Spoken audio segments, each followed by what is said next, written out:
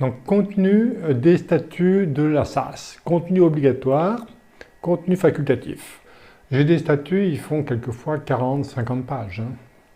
Quels sont les désirs du client? Et j'ai pas de statut type. Alors, j'ai des idées, oui, à force de rencontrer des situations, mais à chaque fois, c'est des situations nouvelles. Et donc, ça change à chaque fois.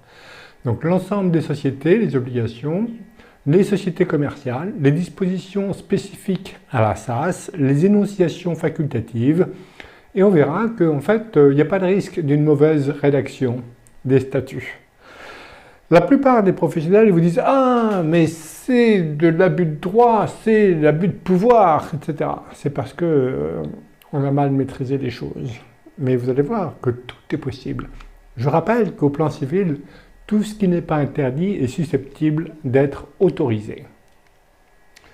Alors pour l'ensemble des sociétés, le Code civil, les dispositions générales. Mais on va voir que les dispositions spéciales l'emportent toujours sur les dispositions générales.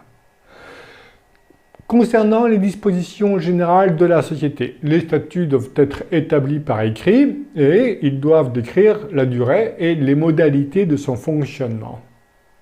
Mais on a une disposition spécifique à la SAS d'ailleurs qui montre directement la souplesse accordée à la SAS, au rédacteur des statuts. La première, il y en a plein d'autres, mais en ce qui concerne la direction, la première, c'est que les statuts fixent les conditions dans lesquelles la société est dirigée. Donc tout est possible, tout est imaginable. Et lorsqu'il s'agit d'une décision des associés, on a éventuellement les actions de préférence, donc j'y reviendrai plus tard bien sûr sur les actions de préférence. On peut créer des actions de préférence avec la société anonyme maintenant aussi depuis la loi Pacte. Mais c'est lourd une société anonyme, ça reste très lourd. Alors qu'avec une SAS, ça va être vraiment la souplesse et la liberté. Et je vous dirais, alors je ne peux pas tout mettre dans un cours comme ça, mais je vous dirais quelques souplesses qu'on peut adapter dans les statuts. Et on a la liberté de définir les décisions qui relèvent de la collectivité des associés. Vous voyez, je distingue, alors j'ai plusieurs niveaux de hiérarchie bien souvent dans les SAS, ça va dépendre des situations familiales, mais je peux très bien créer, j'y reviendrai, des groupes d'actionnaires d'abord. Vous voyez, j'ai par exemple deux amis qui sont associés d'une SAS au départ, eh bien au fur et à mesure ils ont des enfants, il y en a un qui peut décéder, il y en a un qui veut donner peut-être avec le ou sans le dispositif du trail, le conjoint qui a des droits légaux avec éventuellement pour rentrer au capital de la société, à moins qu'il y ait des clauses d'agrément, mais s'il y a des clauses d'agrément, il va falloir indemniser le conjoint éventuellement, et bon, tout ça il faut anticiper. Et on peut mettre donc des familles d'actionnaires, alors ça devient compliqué certes, mais quand on répond aux objectifs de votre client, il est content, quoi. Ensuite, je peux mettre des hiérarchies, vous voyez. Alors, ce dont j'ai plutôt, ou le client a envie, c'est qu'il conserve tous les pouvoirs. Minoritaire en capital, mais majoritaire en pouvoir. Et donc, j'ai tendance, le client le plus souvent la demande, c'est que écarter les associés des décisions collectives. Voilà. Parce que, quelquefois, certaines décisions doivent être prises à l'unanimité des associés. Moi, la règle de l'unanimité, j'en veux pas. Donc, je vais réserver uniquement l'unanimité pour les dispositions pour lesquelles la loi oblige l'unanimité. Et la loi oblige l'unanimité, par exemple, des associés pour certaines opérations. Dès lors qu'on accroît les engagements d'un associé, il faut l'accord de l'associé, de l'actionnaire concerné. D'accord. Bon. Il faut éventuellement... Alors, on verra qu'on distingue le droit de participer et le droit de voter. On ne peut pas empêcher un associé du droit de participer, souvent. Mais attention aux décisions collectives.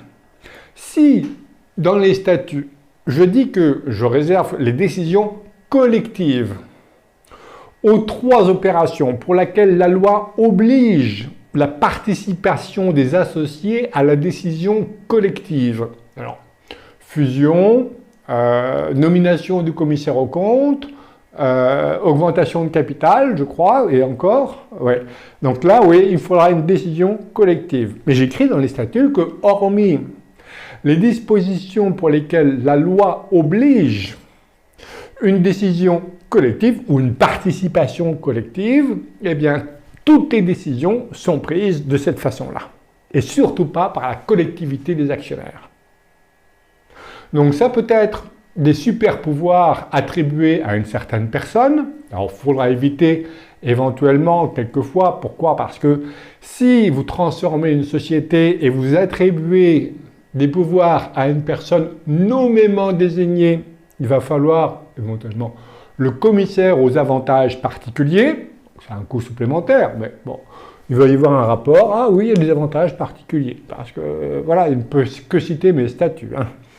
Et sinon, je vais peut-être confier mes pouvoirs à des groupes d'actionnaires. Et là, à ce moment-là, on évite le commissaire aux avantages particuliers. Un exemple, je vais nommer des associés fondateurs.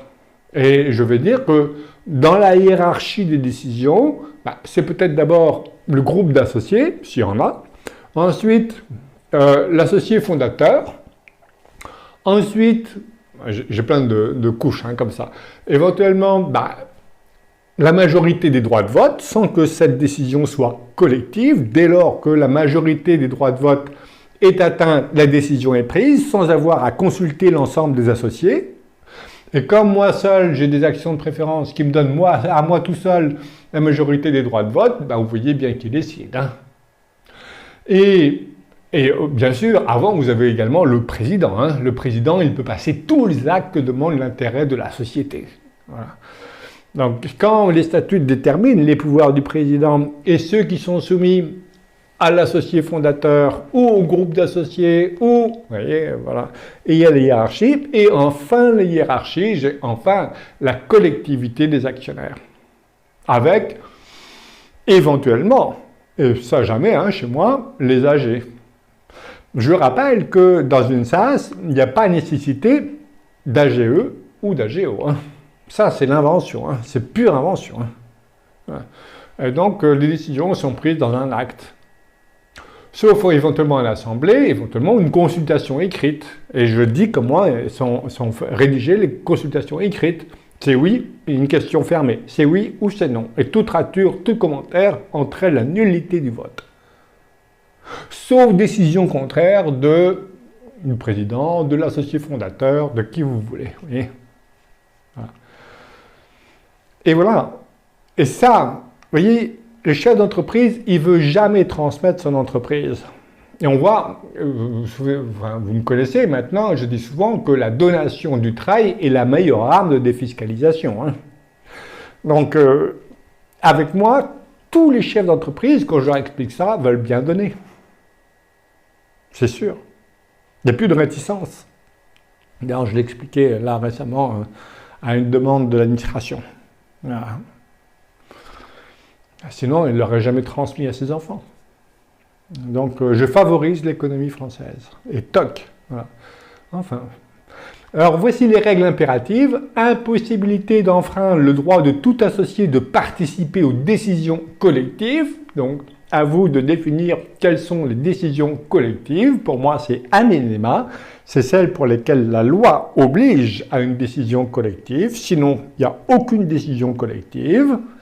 Voilà. Et en plus, la loi distingue le droit de voter et le droit de participer. Et encore, l'article 1144 du Code civil distingue bien, dit bien maintenant, avant il y avait des jurisprudences qui étaient pour, qui étaient contre, qui disaient que participer c'est voter, de participer c'est pas voter. Non, maintenant la chose est entendue, c'est clair, participer n'est pas voter. D'ailleurs, le 1144 du Code civil, il règle les problèmes de l'indivisaire. Un indivisaire, on ne peut pas l'empêcher du droit de participer, mais en aucun cas l'indivisaire ne peut voter. Il est obligatoirement représenté par un mandataire des actions indivises. D'ailleurs, je vais le nommer, moi, le mandataire des actions indivises. Sinon, ça va être la nomination par le juge. voyez? Allez, on prévoit tout. L'augmentation des engagements d'un associé sans son consentement, ça c'est interdit. La nullité des pactes léoniens, les avantages exorbitants. Et c'est ça qu'on me reproche très souvent, c'est la nullité des pactes léoniens de Lyon. Alors, quand vous regardez la jurisprudence, les pactes léoniens, ils sont traités. D'ailleurs, c'est curieux parce que la jurisprudence traite essentiellement du droit financier. Je distingue toujours le capital. J'aime bien la SAS, l'avantage décisif de la SAS pour moi, même si au niveau social c'est pas terrible par rapport à la SARL, par rapport au statut de gérance majoritaire, mais je peux avoir les deux, ça on verra dans la formation comment avoir le beurre et l'argent du beurre, mais sinon c'est cette capacité à dissocier capital.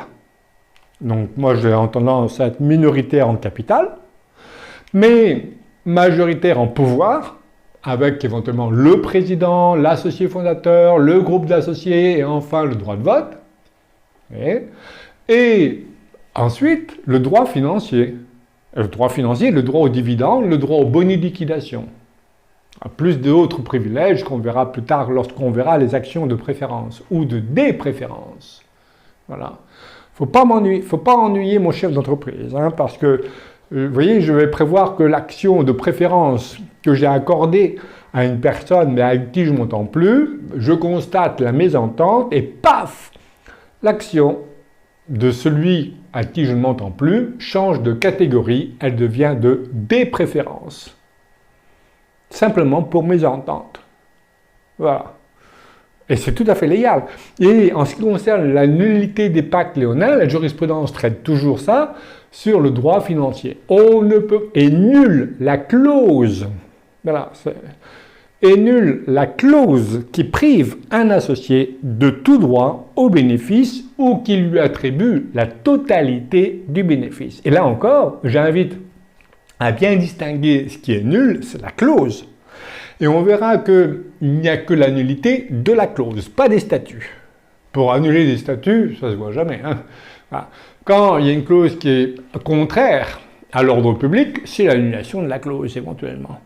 Mais je distingue bien la clause qui prive un associé de tout droit au bénéfice, mais on peut très bien priver une catégorie d'actions de droit aux dividendes. D'ailleurs, dans les SAS non cotés, les actions sans droit de vote, et ils ne disent pas sans droit de vote, avec des droits financiers, mais rien ne l'interdit. Ce qui est interdit, c'est de priver, la clause qui prive un associé de tout droit au bénéfice, mais pas la clause qui interdit une catégorie d'actions de tout droit aux dividendes, par exemple. Alors, je ne le fais pas, mais on peut y recourir. Voilà. Donc, on peut y aller, quand même. C'est vrai que... Et c'est très fort, puisque c'est bien plus fort que des pactes d'associés. Pourquoi? Parce que tout le monde signe les statuts. Et même ceux qui ne signent pas, mais qui en héritent, ils sont réputés signataires. Donc, ça oblige tout le monde. La nullité des stipulations purement potestatives. Ça veut dire que la décision est prise par une seule personne. Donc, c'est pour ça que moi, je ne dis pas que c'est Henri Royal, mon client, qui prend les décisions. C'est l'associé fondateur, c'est le président. Et là, ce n'est pas une personne nommément désignée. C'est un organe de direction, même s'il est seul. Pour les sociétés commerciales, la forme, la durée ne peut excéder 99 ans. Donc, là aussi, il y a intérêt à réfléchir. Pareil pour les sociétés civiles. Si on veut emprisonner, pour des sociétés commerciales qui exercent une activité opérationnelle, oui, parce qu'on envisage éventuellement la durée au travers des générations, mais pour les sociétés civiles où on voit quand même, où je crée des inégalités, on peut penser aussi à la sortie des actionnaires et ne pas forcément tous les emprisonner parce que ça peut faire des mécontents, quoi. On n'est pas là pour faire des mécontents, on est là pour essayer de... Justement, la SAS va permettre, dans la mesure du possible, de répondre à toutes les attentes des uns et des autres, sauf pour ceux qui m'embêtent. Dispositions générales applicables aux sociétés par action. Les statuts contiennent les indications suivantes. Donc je vous les liste comme ça. Hein. La forme des actions, les restrictions à libre négociation, cession des actions, les conditions d'agrément des cessionnaires. Oui. La SAS, beaucoup plus que d'autres sociétés commerciales, va permettre de contrôler totalement le capital. C'est fondamental, parce que si c'est un moulin à vent où les associés rentrent ou sortent comme ils veulent, ça ne va pas le faire. Hein. Donc j'ai des clauses, on les reverra, j'ai des clauses d'agrément, première chose. J'ai des clauses d'inaliénabilité, qui sont bien plus fortes que des clauses d'agrément. Bon, c'est vrai qu'elles sont limitées, en principe, pour une SAS, à 10 ans. Il faudra être attentif au moment où on fait courir la clause d'inaliénabilité, parce que si vous la faites courir à la création de la société, elle va s'éteindre dans 10 ans. Mais chez moi, non seulement je vais utiliser cette clause d'inaliénabilité spécifique à la SAS, mais je vais mettre une autre clause d'inaliénabilité, c'est celle qui ressort du Code civil. Voilà. Et qui est validée totalement par la jurisprudence. Donc, vous voyez, voilà. Ah, c'est une clause d'inaliénabilité ne s'applique pas, hop, joker, ça sera l'autre qui va s'appliquer. Les restrictions à la libre négociation ou cession des actions, les conditions d'agrément des cessionnaires, l'identité des apporteurs en nature, l'évaluation de l'apport effectué. Il y a des clients qui sont très attentifs à la confidentialité. Alors, on pourra éventuellement, pour régler ce problème de confidentialité, choisir un capital variable et le faire sortir juste avant la clôture de l'exercice. Mais pour les SAS, alors, si vous faites un apport en nature, l'actionnaire doit figurer dans les statuts, mais si vous faites une modification statutaire, par exemple, vous n'avez pas à faire figurer. Je donne à mes enfants, j'ai un client, ça se passe mal, un divorce saignant, on va dire ça comme ça, il donne à sa fille mineure, il ne veut pas du tout que l'autre parent de l'enfant soit informé, eh bien il ne modifie pas tout simplement les statuts, mais on a bien donné et on a bien le registre des actionnaires. Alors que pour une SARL, on ne peut pas jouer sur cette discrétion-là. Hein. Là, il faut une modification statutaire pour la SARL. L'identité des bénéficiaires d'avantages particuliers et la nature de ceux-ci. Oui, donc oui, il va falloir éventuellement l'intervention d'un commissaire aux avantages particuliers, mais la loi Pacte a un peu assoupli cette contrainte, puisqu'il n'y a pas nécessité d'un commissaire aux avantages particuliers au moment de la création d'une SAS. Si c'est une modification, oui. Donc, comme c'est un peu lourd, bon, ben, je sais comment écarter le commissaire aux avantages particuliers. Puisque quelquefois, on peut s'interroger sur son utilité. Les stipulations relatives au fonctionnement, au pouvoir des organes de la société, répartition du résultat, constitution des réserves, répartition du bonus liquidation. Alors, pour moi, ça va être attaché directement aux actions de préférence. Donc, je vais créer des actions de préférence A, B, C, des actions de dépréférence X, Y, Z. Le plus souvent, j'ai qu'une seule catégorie, les Z, hein, que j'appelle. Et je dis, hein, ce sont des actions de dépréférence. Je vais attacher à chaque catégorie d'action les préférences en droit de vote. Je peux très bien, j'y reviendrai, mais je peux très bien dire que les actions de catégorie A ont 10 000 droits de vote. Il n'y a pas de limite. Ça peut être 10, ça peut être 100, il n'y a pas de limite. Hein. Et également en droit financier. Alors je peux instaurer, ce qui arrive assez souvent d'ailleurs, des droits financiers variables, chaque exercice. Et d'ailleurs, par exemple, je peux dire que le droit financier des actions A va varier de 0 à 10. Vous voyez, de 0 à 10.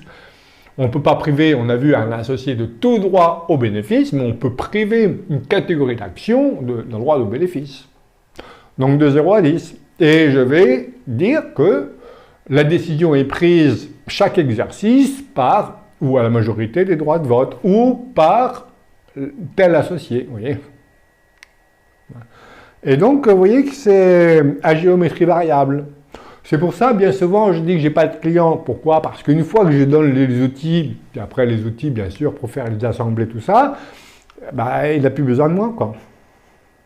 Il a besoin éventuellement de son expert comptable, mais j'ai plus vocation à être à ses côtés pour lui dire ce qu'il doit faire. L'identité de toutes les personnes physiques et morales qui ont signé pour le projet des statuts, on a vu que s'il y a un changement, il n'y a pas de nécessité de faire la modification pour faire apparaître les nouveaux actionnaires. La modification des statuts, pas de nécessité d'inclure les nouveaux actionnaires. D'inclure dans les nouveaux statuts le nom et les premiers administrateurs, membres du conseil de surveillance, éventuellement. Bon, je n'ai pas de conseil de surveillance.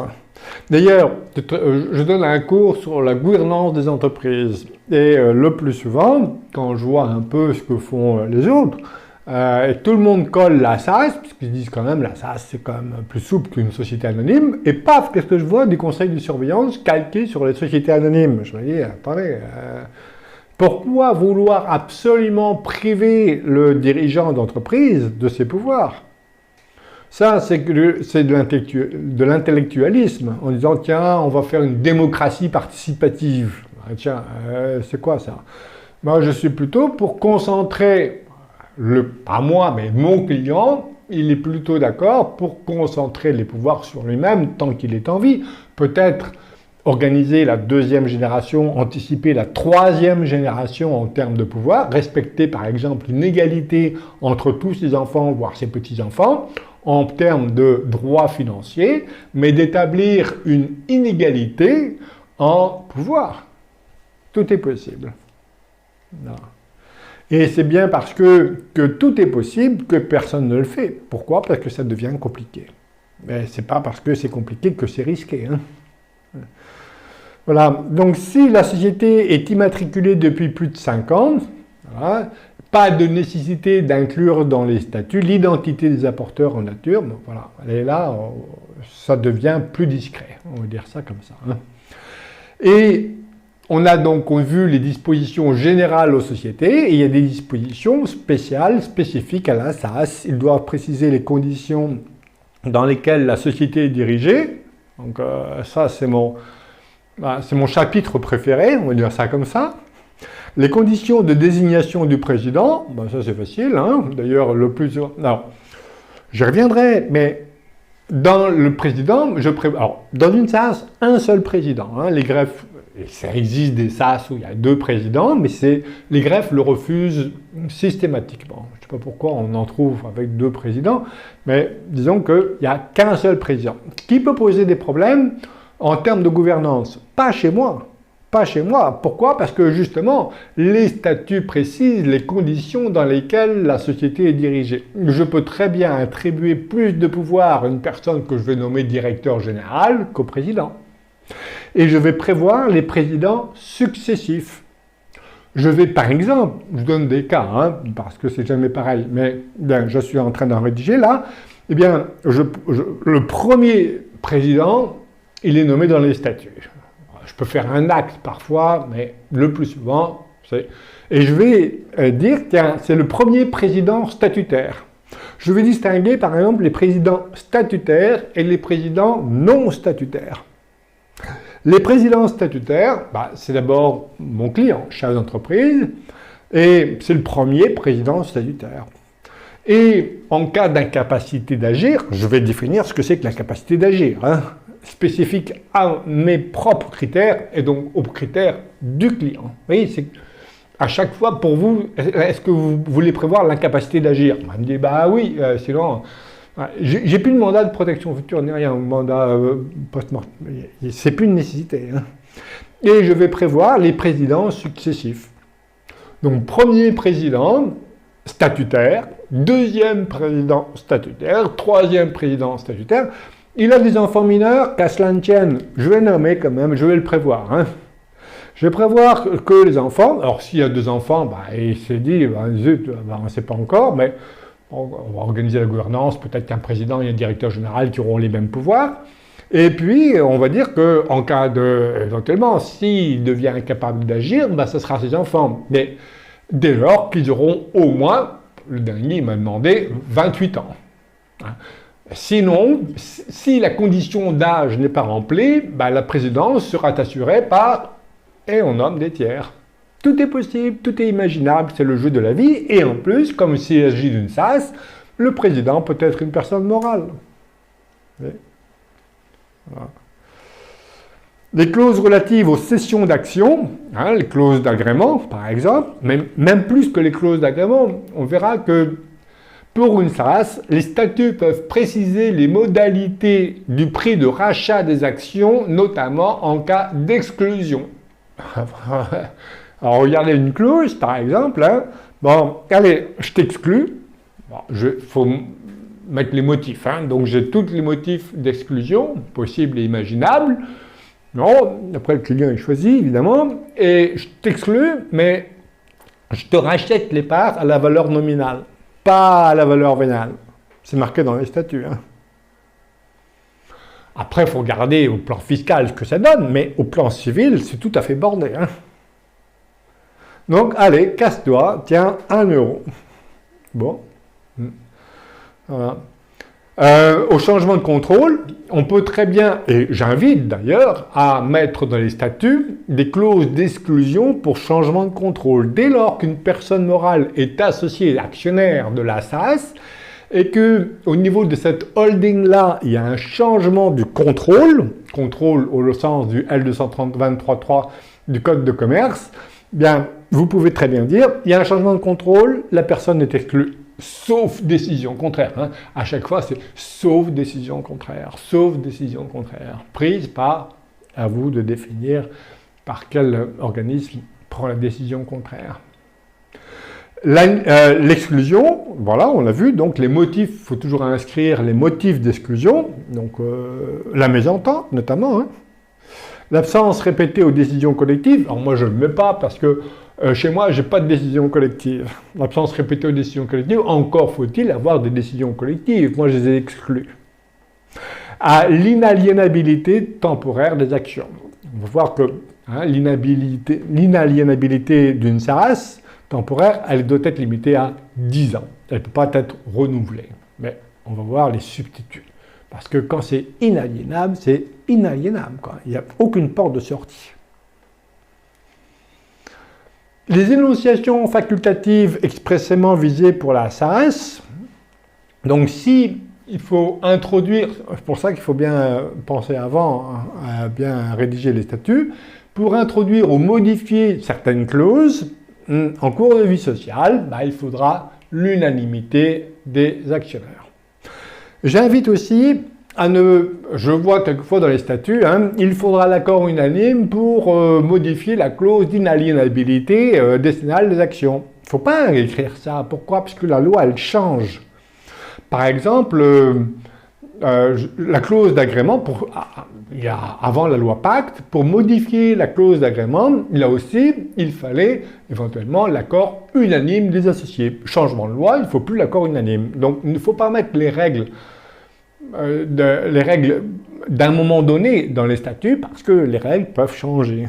Ou alors, si je veux faire une référence à une règle, je dis que actuellement la loi oblige à, et voilà. Vous voyez, comme ça, si la loi change, mes statuts ils ne suivront pas l'obligation légale de l'ancien temps.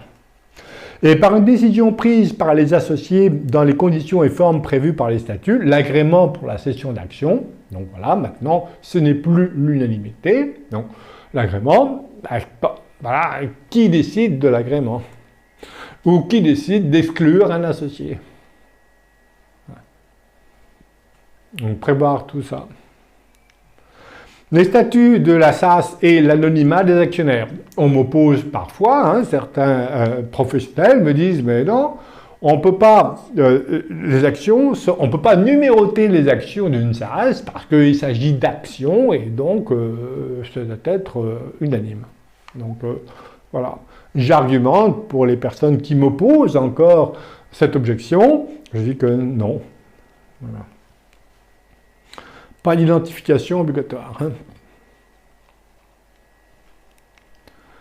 Modification des statuts, société immatriculée depuis moins ou plus de 5 ans.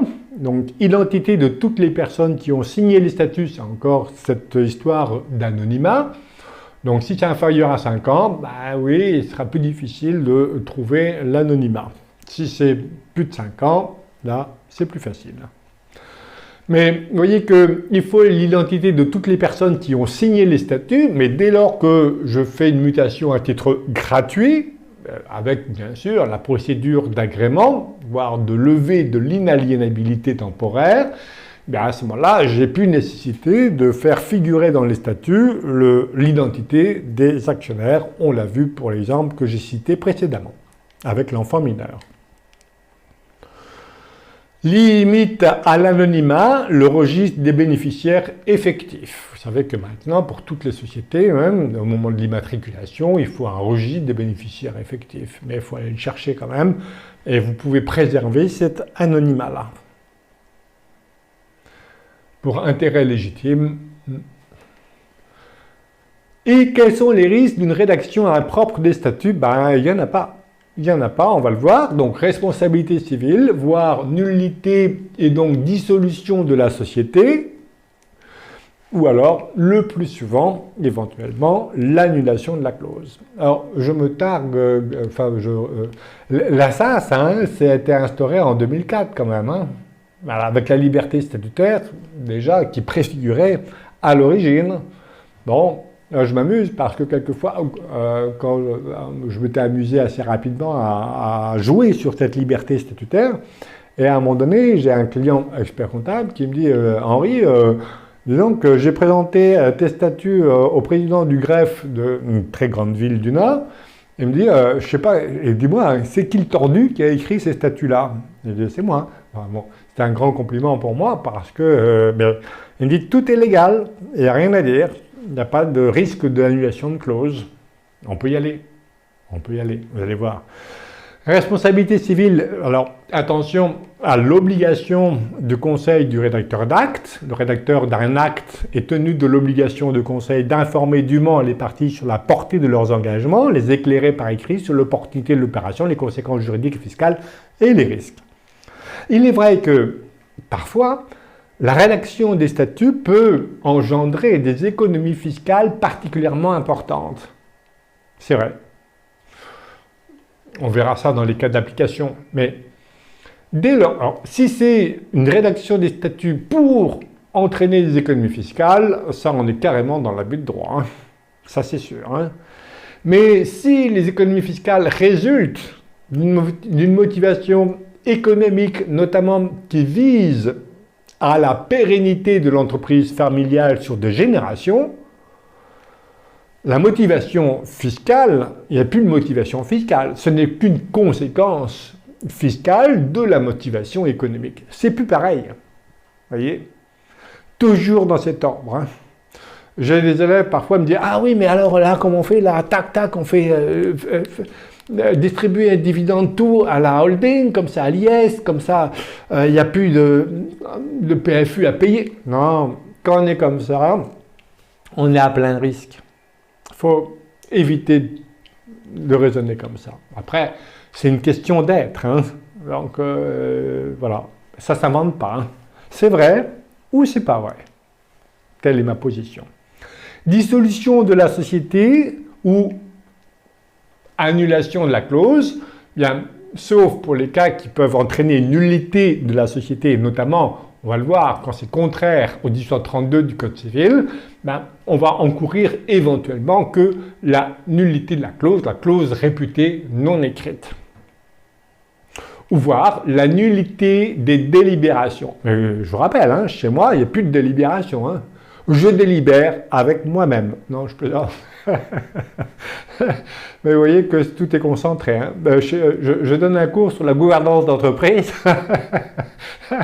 Je rigole. Bon, il faut peut-être penser à un fonctionnement plus démocratique dans les générations futures. Mais tant que mon client ou le client a choisi un successeur, vous savez, en termes de gouvernance d'entreprise, ma pratique, c'est plutôt d'inviter le client à mettre tous ses enfants au capital de la société. Pourquoi? Parce que s'il transmet son entreprise, sauf cas particulier bien sûr, mais s'il transmet toute son entreprise à un enfant à charge de verser une soulte à ses frères et sœurs, on va voir que déjà, on va faire plier un peu le repreneur. Pourquoi? Parce qu'il va falloir que la holding emprunte assez fortement pour pouvoir payer la soulte, c'est une chose.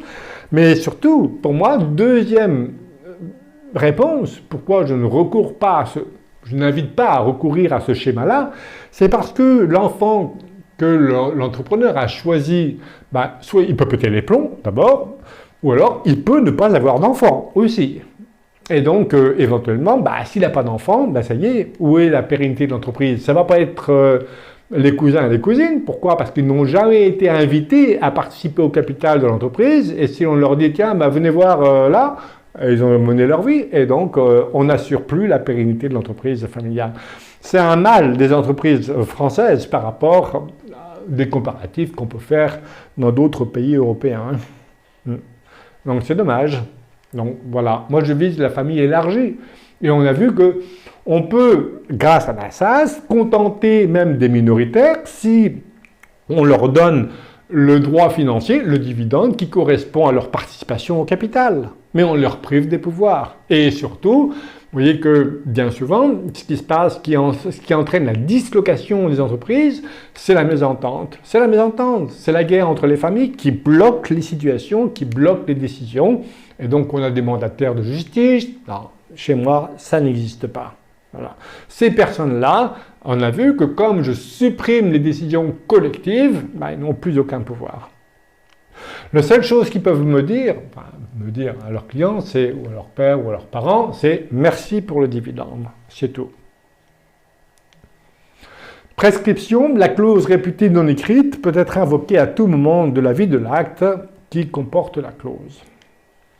Disposition propre aux sociétés commerciales, le non-respect des stipulations contenues dans les statuts n'est pas sanctionné par la nullité. Et toc, la nullité de la société, ça va peut-être être la clause réputée non écrite.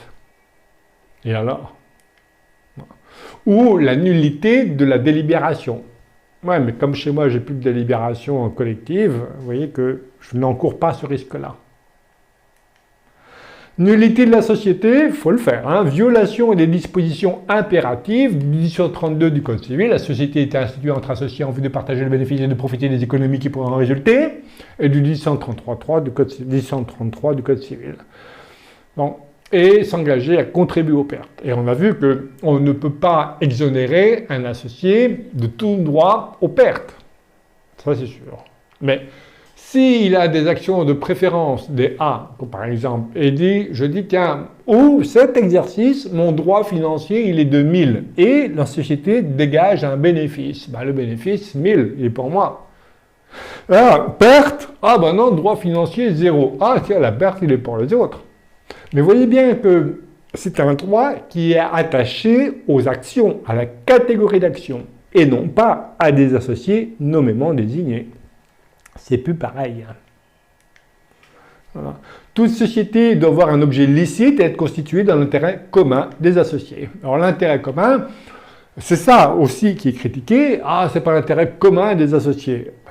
Illicite d'abord, c'est le but que les dirigeants de la société se sont assignés. Et vous verrez que dans ma pratique, c'est systématique, ou le préambule, ou article 1, on va le voir, ça dépend, quelquefois je change les places, parce que j'aime bien varier les plaisirs, mais je vais stipuler dans chaque statut finalité de la société. Pourquoi le client décide de créer la société. Alors, évidemment, si c'est pour une activité opérationnelle, c'est clair, mais au-delà de l'exercice de l'activité opérationnelle, vous verrez quelques exemples de finalité de la société. Voilà, je donne... alors, maintenant, ils ont inventé, depuis la loi Pacte, la raison d'être. Je préfère le terme finalité, puis comme je l'ai toujours employé, je continue à l'employer. Raison d'être, chacun son truc. Voilà. Donc, exemple de clause illicite, constitution d'une société, puis apport d'un bien avec l'intention de le soustraire au gage des créanciers. Objet illicite. Bon, exemple de cause illicite. Avez-vous des questions avant de